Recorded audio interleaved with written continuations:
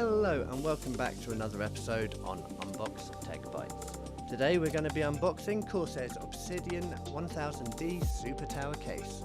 Yes, you heard that correctly folks, I said a super tower. None of this small form factor bullshit, we are straight in with the redonkulous. As we take off the protector, we can see the metal chassis. The tempered glass sides do come separately. They're quite a darkened glass, which is really nice because it doesn't let the full brightness of your LEDs through and gives it a nice glow.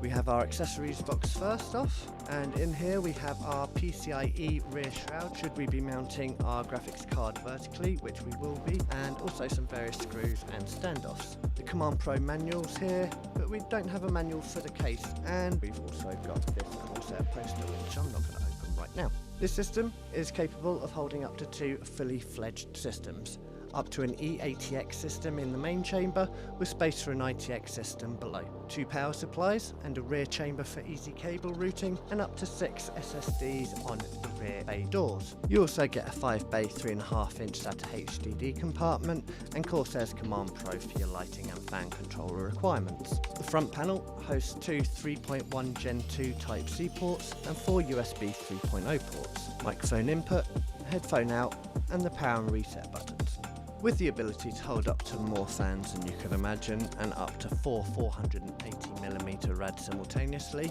This is complete overkill. Now, when I said overkill, I prefer to use a different term, future-proofed, with slide-out fan trays on both the front and top, and also the variety of dust filters that you can pull out. Cleaning and maintaining this should be relatively easy.